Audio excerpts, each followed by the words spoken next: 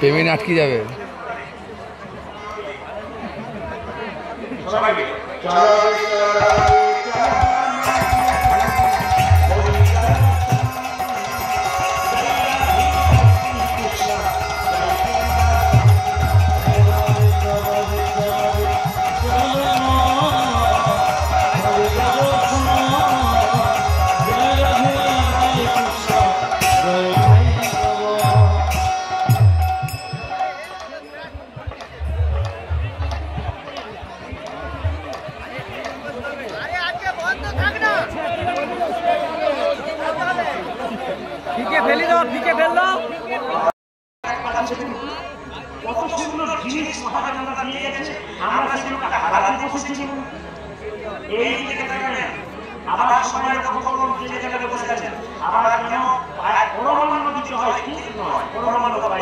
ভগবানের চরণে পায়ের সাথে বলতে প্রভু তোমার চরণে পরমাত্মা দিলাম যেন আমার ছেলে ভবিষ্যতে প্রসাদ ভোগী হয়, ভক্ত হবে। কত সুন্দর ব্যাখ্যা আছে। এই কীর্তন শোনার পর আপনারা আসলে দাঁড়িয়ে চমকে যাবেন। প্রায় এলাকায় কীর্তন করতে যায়, অনেক বাবারা কীর্তন আমার শুনবার সময় পায় না, তার মা, তার স্ত্রী, তার মা, তার মেয়ে শোনে। তো বাচ্চা মেয়েটা বাবাকে বলতো, বাবা আমার জন্মদিনে কোনো প্রাণী হত্যা হবে না, আমার জন্মদিনে কেক কাটা হবে না, আমার জন্মদিনে মোমবাতি জ্বালা হবে না। বাবা প্রশ্ন করছে কেন? আমি প্রদীপ বাবুর কীর্তন শুনেছি, সেখান থেকে শিখেছি, ওগুলো খ্রিস্টানদের বলে, আমাদের কিছু সমাজ আছে। বাবা তখন মেয়ের মাথায় হাত দিয়ে বলছে, আমি সত্যি গর্বিত, আমি ব্যবসা নিমিত্ত থাকি, কিন্তু ভগবানের কৃপা যেন একমাত্র মেয়ে পেয়েছি যে সনাতন ধর্ম বিধি। আপনারা দেখুন সনাতন জন্মদিন সনাতন এই কালীনাথ পূর্বজন্মে পেয়েছিল বাবা চন্দ্রধ্বজ রাজা। তার পেটে একটা প্রচন্ড যন্ত্রণা হচ্ছিল, কোনো মতে খাতা করছে না, তাকাবেন। একজন বললো, কবিরাজ বললো তোমার পেটের যন্ত্রণা ভালো হতে পারে, একটা কাজ করতে বলে কি, তুমি যে রাজবাড়িতে বাস করবার প্রাথমিক সরোবর আছে, ওই সরোবরে একটা রাজহাঁস খেলা করছে, তাকে ধরে তাকে নিচে তাকে হত্যা করে তার পিত্তটা যেতে পারলে তোমার পেটের যন্ত্রণা ভালো হবে। সঙ্গে সঙ্গে কি করলো, রাজহাঁসকে ধরে আনার লোক দিয়ে যখন রাজহাঁসকে কাটতে যাচ্ছে, রাজহাঁসকে দেখে বললো, আমাকে না বলে যদি তোমার বাঁচার উপায় বলি শুনবে। কি বলছে, যে আমাকে পুকুর থেকে ধরে আনবে তার উত্তর দিকে একটা গাছের করে একটা পরম বৈষ্ণব পাদ্রী বসে আছে। রাজা বলে কথা সুন্দর একটা কথাবার্তা নিয়ে বৈষ্ণবকে বললো, মুনিকে বললো, মুনি তোমার ডান পাটাই দিয়ে দাও। যখন ডান পাটাই দিয়ে দিল মা, পূজা এগুলো ভাগবতী কথা কিন্তু এই যে কথা হচ্ছে একটা ভাগবতী কথা, ভাগবতী কি যে পূজা রক্ত সঙ্গে সঙ্গে পুঁজ রক্ত আমি জলমান করতে পারবো না। তোমার বাপাটা দিয়ে দাও। যখন বাপাটা দিয়ে দিল, পুঁজ রক্ত রয়েছে, পোকা চিংড়ি চিংড়ি করতেছি, এই জল আমি পান করতে পারবো না। সঙ্গে সঙ্গে একটা কাজ চলছিল, আমাদের চরণ ধরে যারা তিনি কি করেছিলেন, মাথায় করে বৈষ্ণবের চরণ কমেছে। তার দুজনের স্ত্রী ছিল, স্বামী জলপান করতে পারলে না, বলে না তবে আমাদের দাও, আমার পান করবো। দুজনে যখন পান করেছে, মনে ছুটে এসে বললো, রাজা এই তুমি কি করলে, আমার জলকে তুমি অপমান করলে, আমি তোমাকে অভিশাপ দিলাম, তোমার 7 কপলে জন্ম হোক। তিনি হয় কালিয়া কালিয়া চন্দ্র রাজা কেঁদে কেঁদে বললো, হে মুনিবর, হে মুনি, অভিশাপ যদি দিলে আমায় 7 কুলে জন্ম হোক। যেন গোবিন্দ গোবিন্দের চরণ যেন আমার মাথায় পড়ে। বৈষ্ণব বলল সমরাজ চন্দ্রধর, তুমি যেমন বৈষ্ণবের চরণ ধরাকে অপমান করেছ, সেই রকম তুমি মাথায় করে নিয়ে এসেছো বৈষ্ণবের চরণ ধরা। এটা তুমি ভালো কাজ করেছো, তোমাকে আশীর্বাদ দিলাম। তুমি যেদিন কালীয় রাজ হবে, একদিন তোমার মাথায় ভগবান শ্রীকৃষ্ণের নৃত্য। আপনারা যদি বৈষ্ণবের চরণ ধরা মাথায় নেন, ভগবানের কৃষ্ণের আপনার মাথায় গ্রহণ না করুন, ভগবান কৃষ্ণের আশীর্বাদ ভগবান কৃষ্ণের আশীর্বাদ নিন। কালীয়নাথ বৃন্দাবনে যান, যেখানে কালীয়নাথ সত্য কালীয় হবে না। একবার দেখবেন কদম্ব গাছটা থেকে বুঝে যায় এখানে কৃষ্ণ লীলা করেছিলেন। আসলে কদম্ব গাছটা মহারাজ তিনি এখনো স্বীকার করছেন ভগবানের করেছিলেন। কদম্ব গাছটা দেখে আছে কেন? কেউ কেউ বলে না কৃষ্ণ কালীয়নাথকে যেমন করেছিল কদম্ব গাছে করে দেবে, কৃষ্ণের করেছে এখনো কদম্ব গাছটা দেখে আছে। তাই কদম্ব বললেন শোনো, কোথায় গেলেন কালিন্দিয় একদহি কালী নাগো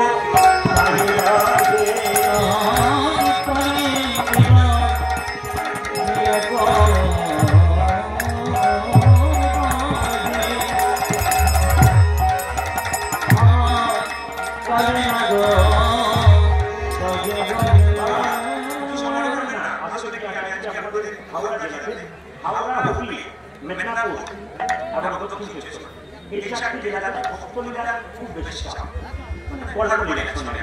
কিছু মনে করবেন। কিন্তু একজন বাচ্চাকে নিয়ে মায়ের ছিলেন, তো বললাম কৃষ্ণলীলা গানের গ্রোথ দিয়েছে। প্রথমে গোড়াটাকে শক্ত করো, প্রতিটি জেলায় জেলায় কৃষ্ণলীলা শিখে দেওয়া, আর ভক্তলীলা শিখে 2-3টি জেলা গান। এই জন্য আজকে আমাদের সামনে কৃষ্ণলীলা গাইছি। হাওড়া জেলাতে কৃষ্ণলীলা খুব ভালোবাসেন, হাওড়া প্রচুর গান করলাম। এখন বলছি আগামী আমার বৈশাখ বৃষ্টিতে অন্তত 9 টাকা কিছু হাওড়া জেলা গান গেছে। তো প্রায় জায়গাতে আমি কিন্তু ভক্তলীলা যদি 10টা করি, তাহলে কৃষ্ণলীলা 3 ডবল। তো সাথে যদি মানুষ কৃষ্ণলীলা খুব মনে দিয়েছে, গাইবাজার তো গাইতে হবে, পদাবলী দিয়ে দেবেন কালিন্দিয় একদহি কালী নাগো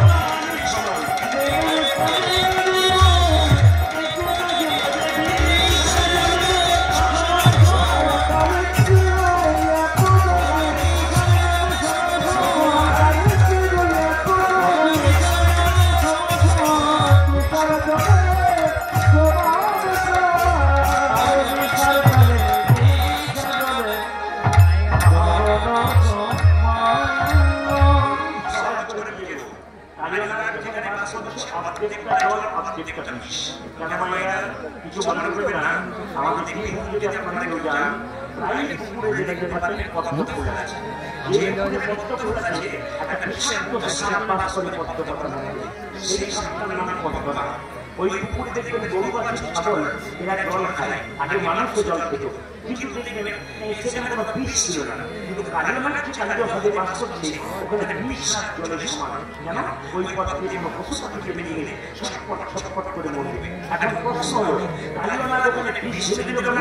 একটাই কারণ, ভগবানকে পায় কেউ ভক্তির দ্বারা, আবার ভগবানকে পায় কেউ শত্রুতার দ্বারা। কৃষ্ণ যখন জয়লাভ করলো তখন কালিয়ামার কেঁদে কেঁদে বলল, প্রভু তুমি সবাই উদ্ধার করলে, আমাকে উদ্ধার করো। ভগবান কালিয়ামার কথা শুনল না, কালিয়ামার বলল, তোমাকে প্রেম করে যেতে গেলাম না, তোমার সঙ্গে শত্রুতা আরম্ভ করবো। কি করবো?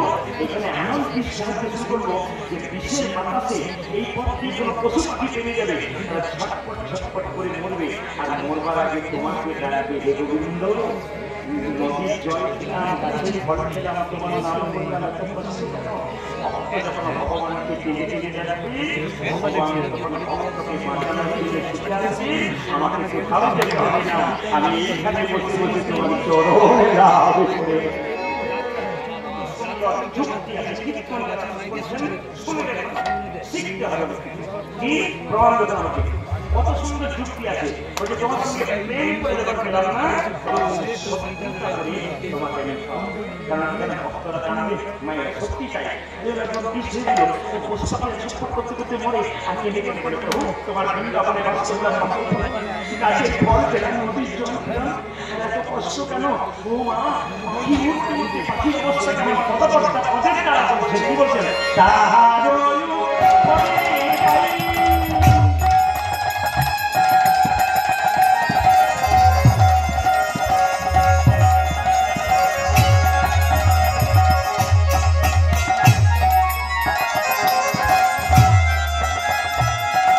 যদি পাখি উড়ে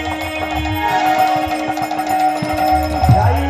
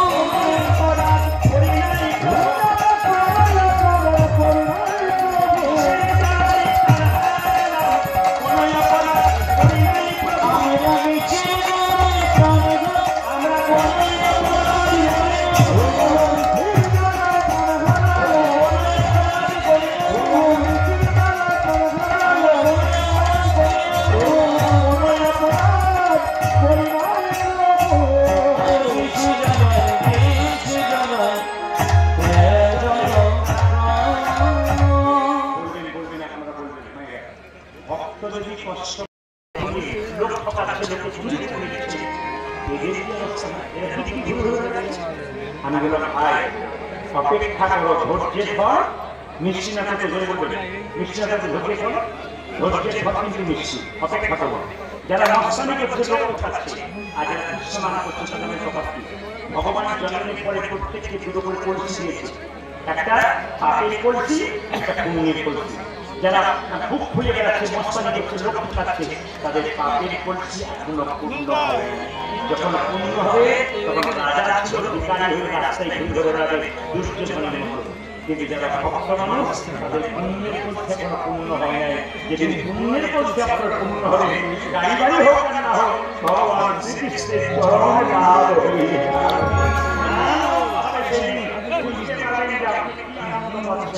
ভগবানের নামে দেখবেন রাস্তায় অনেকের সঙ্গে দেখা হয়, দাদা কেমন আছেন, দাদা কেমন আছেন,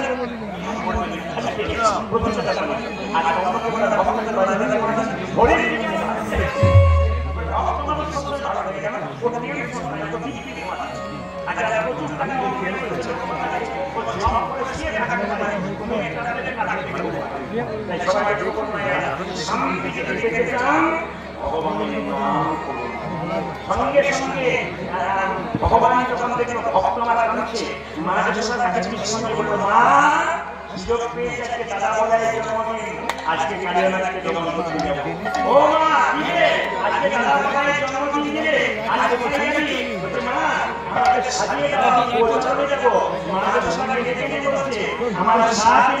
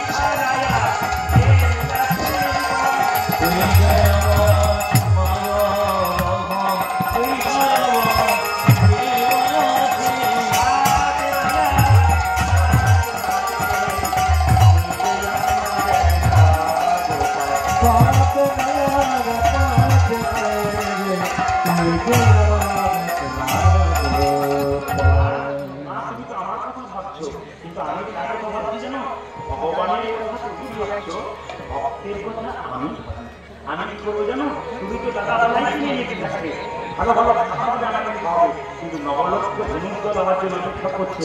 তারা কি করবে? নবলক্ষ ধনুর দল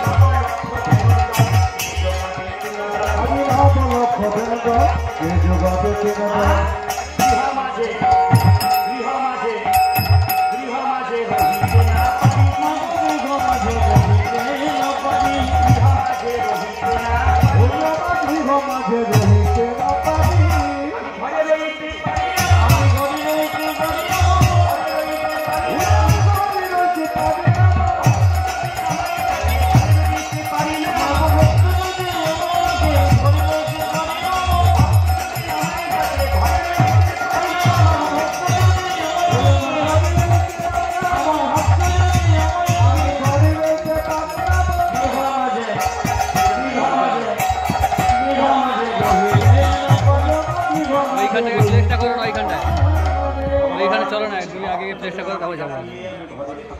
ওইখানে ভালো লাগে। শ্যাম সুন্দর কি, মদন মোহন কি, আপনারা আমি বুঝতে পেরেছি। দূর দূরান্ত থেকে ভক্ত গাড়ি ভাড়া করে অনেক কষ্ট করে গাড়িতে করে এসেছেন বলেই এত মন্দির উত্তম। যখন দূরে গিয়ে তাদের বাস ধরতে হয় বা ট্রেন ধরতে হয়, তখন সে আগে থেকে করে যখন যত্ন করে দেবে। ঘরের সামনে যারা বাস ধরে তাদের বাস ছেড়ে বাড়ি যায় যেটা বলুন এই এলো বলে কাপড়টা পরবো আর পাঁচ এই জন্য যারা দূর থেকে আসে তাদের মনের মধ্যে একটা বিখ্যাত আমি পশ্চিম যেখানে ছিলাম পশ্চিম বর্ধমান, তো সেখানে ফুটবল গ্রাউন্ডে গান হচ্ছিল বিরাট বড় তো প্রচুর গাড়ি ভাড়া করে প্রচুর মানুষ এসেছেন। ঠিক আছে ওকে হলো খুব সুন্দর ছিল গোটা একটা কথা বলে মানুষ এখানে আপনারা বিশ্বাস করবেন না, আজকে মায়ের সামনে বললাম এদিকে তো অসুবিধা আমার খুব জোরে চিৎকার করে বলতে এরকম গাড়ি গলা খুব তাড়াতাড়ি শেষ হয়ে গেল। তো মায়ের কাছে আশীর্বাদ করুন, যেন প্রার্থনা করুন সবাই আপনারা ভালোভাবে থাকুন, মহাবিদ্যা মায়ের কাছে প্রার্থনা করুন। শুধু বলতে চাই ভগবান বললেন যে ভক্ত যদি আমাকে ডাকে আমি ঘরে থাকতে পারি, এখন টাকা দেবে। আচ্ছা ভাইয়া আপনাদের সকলের গুরুদেব আছে, আপনাদের সকলের গুরুদেব আছে, কিন্তু এতজন কীর্তন শুনছেন প্রতিদিন প্রায় আপনি বলতো মা যশোদার গুরুদেবের নাম মা যশোদার গুরুদেবের নাম হল কর্ণমণি। তিনি একদিন একাদশী পালন করেছেন। আপনারা একাদশী পালন করেন শুধু যারা করেন শুধু ওই জন্য আপনাদের ভক্তি আছে দেখছি না। একাদশী যারা করেন কিছু মনে করবেন না, যারা না করেন ক্ষতি নেই, কিন্তু আমি আপনাদের অনুরোধ করবো আপনারা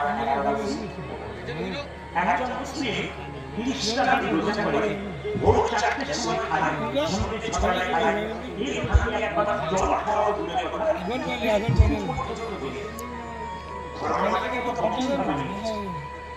একটা বাচ্চা মুসলিম ছেলে তার মাকে বলছে মা আমি রোজা রাখবো, তখন সঙ্গে সঙ্গে তারা বলছে আল্লাহ তো বরকত করুন। আমাদের হিন্দু কোনো ছেলেটা আমার মাকে যদি বলে মা তুমি একাদশী করছো ফলাফল খাচ্ছ আমিও খাবো, তখন মা কি বলে আপনি কি আপনার ছেলেকে বললেন যে ভুয়ো হবে, তখন বলবেন যে আপনার ছেলে ভুয়ো হবে, বলুন আপনার ছেলে এই জন্যই ধর্মটাকে নিচের দিকে আমরা নামিয়ে দিচ্ছি আমাদের দুর্বলতার জন্য। হিন্দু সমাজ এত দুর্বল হয়ে যাচ্ছে কেন?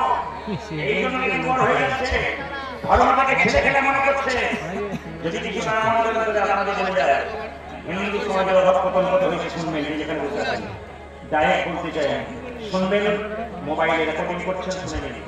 বিভিন্ন জায়গাতে আমি কীর্তনে যাই, এবছর দুর্গা পুজোর সময় যাচ্ছিলাম একটা জায়গায় কীর্তন করতে।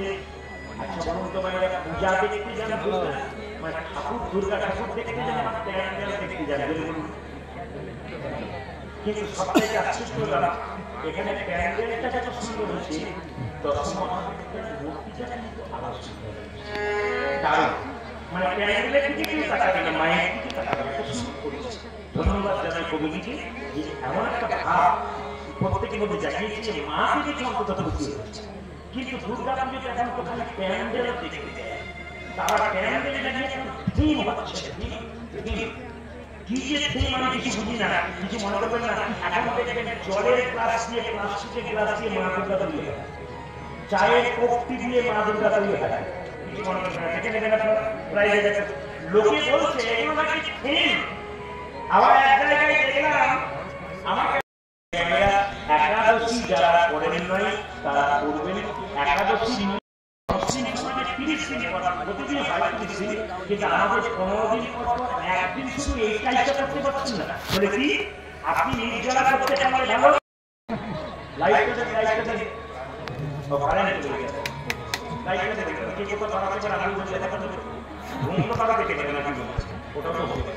সবাই একাদশী আপনারা চাল থেকে যা তৈরি তা খাবেন না, গম থেকে যা তৈরি তা খাবেন না, জল থেকে যা তৈরি তা খাবেন না, চাল খাবেন না, এই পঞ্চশস্য একাদশীর দিন একেবারে আগামী ৫ই জ্যৈষ্ঠ আপনাদের সামনে আসছে একটা একাদশী, তার নাম হচ্ছে মোহিনী একাদশী। এই একাদশী আপনারা পালন করুন, আপনাদের লাভ আছে। মোহিনী একাদশী ৫ই জ্যৈষ্ঠ মাথা রাখবেন।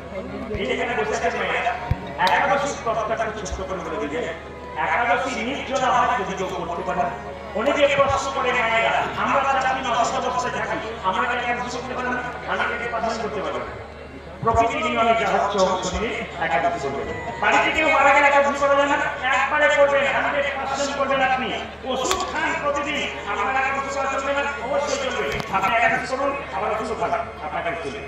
একাদশী আগের দিনে আপনি ক্লাস করে দেবেন, সেদিন কিন্তু আপনি ব্যাস করতে পারবেন না। সেদিন কি করবেন? 21 বার কুলকুচি করে দেবেন, গরম জল নিয়ে 21 বার কুলকুচি করে দেবেন। অনেকে বলবেন নির্জলা একাদশী, তাহলে আমি আচমন করবো, জলটা আমার ঘরের ভেতর ঢুকিয়ে দেবেন। সেদিন যেদিন নির্জলা একাদশী করবেন, সেই জলটা ঢুকতে যাবে, ঢুকতে দেবেন না। এই কথা আপনারা রাখবেন। এই জন্য যদি একাদশী নির্জলা না করতে যাবেন, ফল খাবেন, আপনি শক্তি খাবেন। এই লবণ বেঁধে নেওয়া সামুদ্রিক লবণ নয়, কোন লবণ? খনিজ লবণ, যেটাকে বলা হয় কি? যেটাকে বলা হয় সংযত লবণ। আপনি দিয়ে দেবেন, মাথায় রাখবেন। একাদশী দিনে শাক খেতে যাবেন না, শাক। অনেকে দেখেন ধনে পাতার চাটনি খায়, আমি বলি কি খেলেন? ধনে পাতার চাটনি আমি বললাম যা খুশি তাই করো, কোনো শাস্ত্রে লেখা নাই ধনে পাতার চাটনি, কিন্তু আমরা খাই কেন? ওটা দিন খেতে হবে, ওটা না খেলে একদিন পর্যন্ত আমরা রোজা থাকতে পারছি না। একাদশী আপনারা করুন বাড়িতে। আবার আমাদের সমাজে একটা দেখবেন ঠাট্টার ব্যাপার আছে, বিধবারা করতে পায় একাদশী, না বিধবারা করতে পায় না। শাস্ত্র বলল 8 থেকে 80 বছর পর্যন্ত সধবা, বিধবা এবং অধবা সব মিলিয়ে করতে পারে। সধবা শুনলেন, বিধবা শুনলেন, অধবা নারী কাকে বলে? প্রশ্ন এসে গেল, অধবা নারী কাকে বলে? স্বামী বেঁচে আছে, স্ত্রী এখানে, স্বামী বিদেশে, স্বামী স্ত্রীর কাছে কোনোদিন আসে না, একে বলা হয় অধবা নারী। এই নারীকে অধবা বলা হয়, স্বামী বেঁচে আছে কিন্তু কোনোদিন তার কাছে আসে না, এ হচ্ছে অধবা নারী।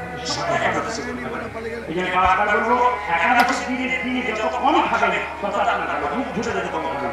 কিরকম?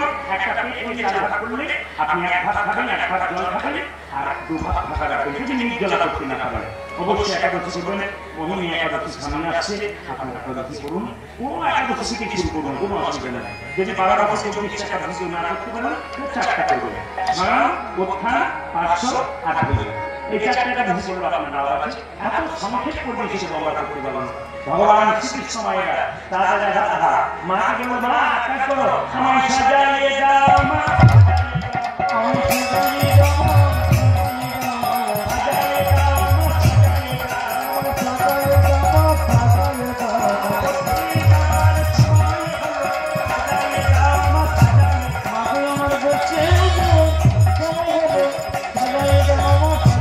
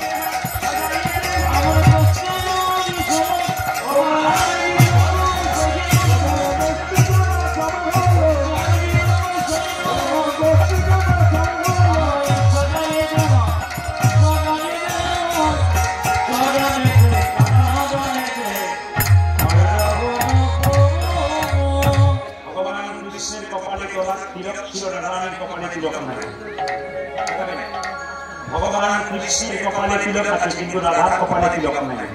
তাকিয়ে দেখবেন রাধার চরণ সারা বছর দেখা যায় না। যারা মন্দিরে করবেন, বাড়িতে রাধা কৃষ্ণ করবেন, তারা রাধারানীর পাটাকে কাপড় দিয়ে ঢাকা রাখবেন, খোলা রাখবেন না। কি বললাম, যে যেখানে বসে আছেন শিখে যান কথাগুলো। বাড়িতে রাধা গোবিন্দের মূর্তি করবেন, বাড়িতে মন্দির করবেন, রাধারানীর চরণটা কাপড় দিয়ে ঢাকা রাখবেন, একবারে দেখবেন না। বছরে দুদিন রাধারানীর চরণটা খুলে দেখতে হয়। কোন দিন? গোপাষ্টমীর দিনে আর রাধাষ্টমীর দিনে, বাকি দিন খুলতে নেয়। খুব মাথায় রাখবেন কথাগুলো। রাধারানীর তিলক নাই কিন্তু কৃষ্ণের তিলক আছে। রাধারানীর তিলক নাই কেন? রাধারানীর চরণ ধুলা থেকে তিলকটা তৈরি হলো। এই জন্য মায়েরা প্রজাপতিদের চরণ ধুলা থেকে তিলকটা তৈরি হলো।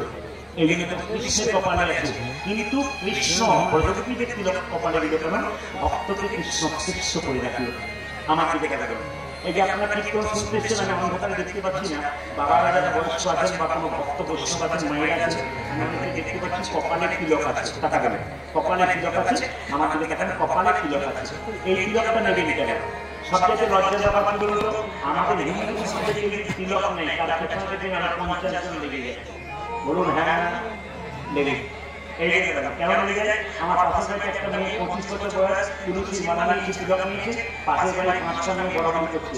বাবা দিদি হারা নিয়ে বলেছি দিদি মালা নিয়েছে, তিলক নিয়েছে, ভগবান বলে আগেই বেরিয়ে না না। এই জন্য তো আমাদের সমাজ নষ্ট হচ্ছে। অন্যান্য ধর্মের মানুষ রাস্তা দিয়ে বেরিয়ে গেলে তারা তাকে সম্মান দেয়, বলে চালিয়ে যাও, তোমার পেছনে আছে, কেউ তোমাকে কিছু করতে পারবে না। বললে আমাদেরকে বলবে ঠিক আছে, আমরা কি বলবো?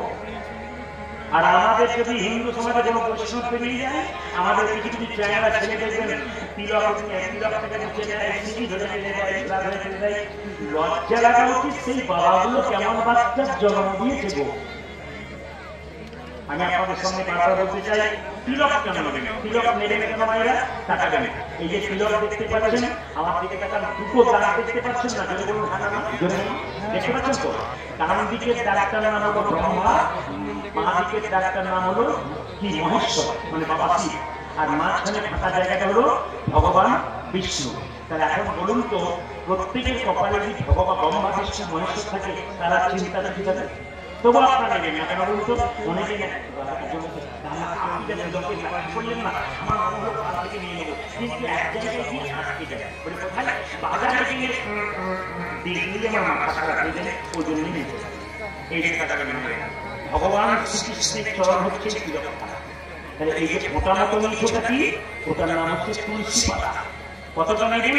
একটা নাককে 4 ভাগ করলে 3 ভাগ পর্যন্ত নেবেন। এবার আপনারা ব্যাখ্যা করে দেখুন, তিলকের কি সুন্দর ব্যাখ্যা আছে। আপনারা তিলক কোন আঙুলে কাকে দেবেন? 5টা আঙুল আছে, আজকে দেখে যান কাকে কোন আঙুলে তিলক দিতে পারবেন।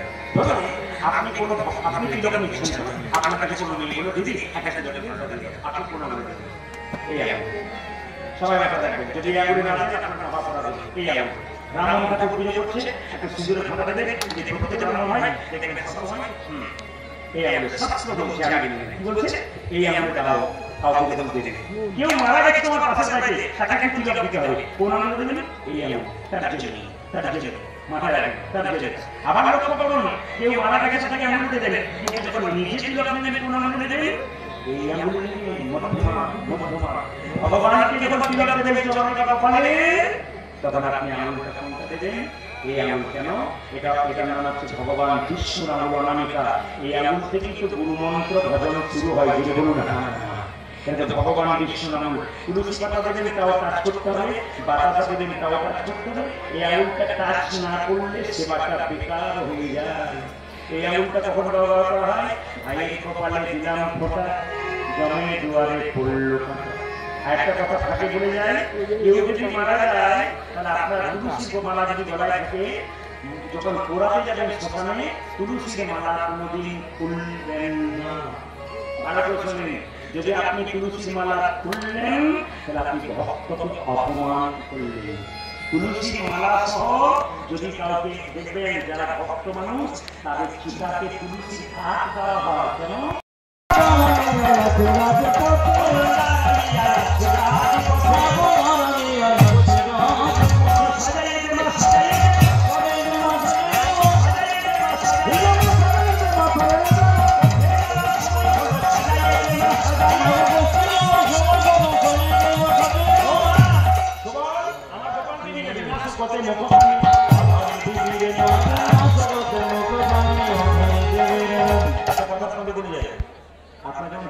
শুনবেন, খুব মাথায় রাখবেন, চঞ্চলতা যেন না হয়। ভগবান বললেন কটা আপেল মন্দিরে দিলে কটা লেবু মন্দিরে দিলে তুমি তোমার মনটা আমাকে দিলে কিনা ওইটা কিছু। লাইটটা বড় ল্যান্ড না ঠিক। শকুন্তলা রায়, রূপালী মণ্ডল, উনি 100 কোটি টাকা পরিচিত করলেন প্রদীপ পাড়ায় গানের শুনে বঞ্চিত হইলেন। অনেক দূর থেকে এসেছেন তো, বড় কষ্ট পাচ্ছেন কেন? সাউন্ড যদি ক্লিয়ার না হয় সত্যি কষ্ট, মানে ক্লিয়ার যদি শুনতে না পারে আমাদের বড় কষ্ট, মনের কষ্ট। তা আপনারা আজকে ভক্তের পরিচয় দিচ্ছেন, তবে একটা কথা বলুন, যদি কোনো ভক্ত চঞ্চলতা করে, ভগবান বলে মন মনা মন ভক্ত, মনটা আমাকে দিলে কিনা ওইটা দেখায়। আপনারা এখানে এসেছেন টাকা পয়সা ঠিক রাখার প্রশ্ন নয়, আপনারা আপনাদের মনটাকে ভগবানের চরণে দিন। ভগবান পরীক্ষা করে দেখছে যে সুন্দর সুন্দর মন এনেছে, কে আমাকে দিচ্ছে, কে আমাকে দিচ্ছে না। এই যে টাকা দেন না, আমি কয়েকদিন আগে মেদিনীপুরে গান করছিলাম একটা বিরাট বড় বাজারে, তো হঠাৎ করে কমিটি বলছে, দাদা এই প্রদীপ পাল আপনারা কালকে জানান নাই প্রচন্ড করে ভিড় হয়েছিল, বাজারে আপনারা যে কোনোদিন কীর্তন করবেন আমার যেতে পারবো না। বলে কেন? আপনারা বুধবার দিন কীর্তন করেছেন, রবিবার দিন করলে আমরা যেতে পারতাম। বলে কেন? রবিবার দিন বাজার বন্ধ, কেউ কেউ চাকরি করে তারা ছুটি থাকে, আর আপনারা বুধবার করেছেন, যতই লোক হোক রবিবার দিন আরো বেশি লোক হতো। আমি তাকে বললাম, দাদা কিছু মনে করবেন না, ধরুন বুধবার দিন আপনি প্রভু বাঁচাও বাঁচাও, বুধবার দিন নয় রবিবার দিন বলে কিন্তু রবিবার দিন বাঁচাও, কি হবে তখন অবস্থাটা? ভগবানের নানা রকম দিন আছে, না সময় আছে, না বিচার আছে। যারা ভক্ত মানুষ তারা সময় দেখে না, তারা ঘড়ি দেখে না, তারা বিচার করে। কেন? ভক্ত মানুষ ভক্তিটাকে দেখে। তাই ভগবান শ্রীকৃষ্ণ কি বলছেন? মায়ের সঙ্গে বলছে, সুবল বলে কি একটা নবনী দিয়ে দিলাম, আমার গোপালকে দিস, না শুকোতে শুকোতে মুখটা যেন শুকিয়ে না যায়, না শুকোতে মুখখানি না শুকোতে মুখখানি না শুকোতে মুখখানি অঞ্চল অঞ্চল অঞ্চল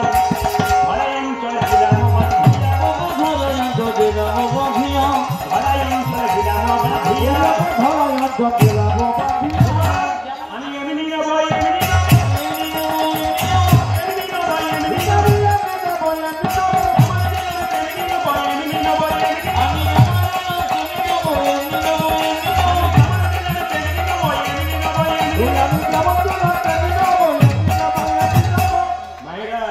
সবাই বলো রাধা রানী কি, শ্যাম সুন্দর কি।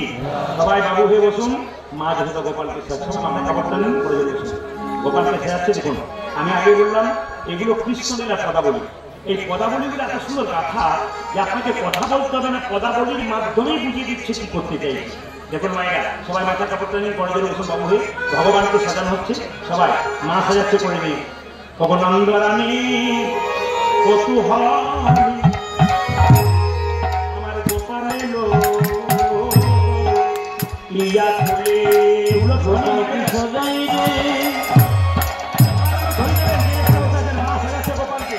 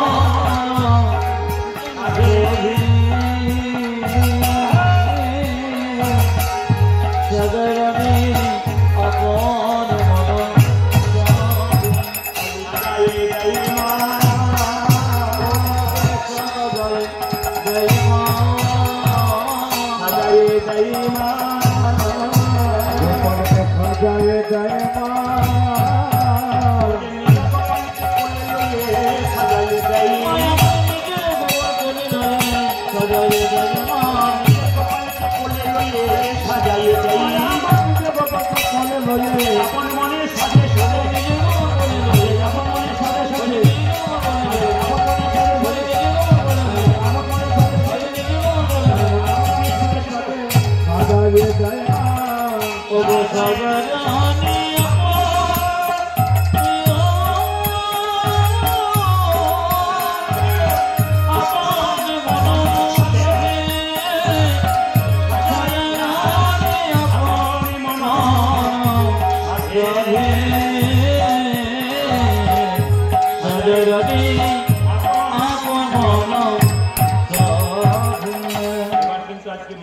পুজো উপলক্ষে যান একজন ভক্ত আমাকে বললেন যে কালী দর্শন করলেন, কালী সম্বন্ধে কিছু বলবেন।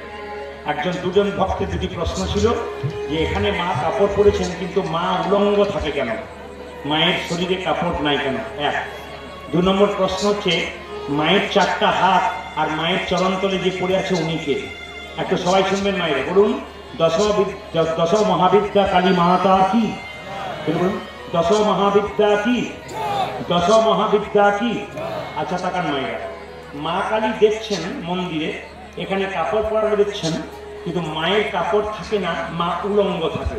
জোরে বলুন হা না না, জোরে বলুন। আচ্ছা এবার বলি মায়ের কটা হাত? জোরে বলুন। 6টা নয়, 4টে।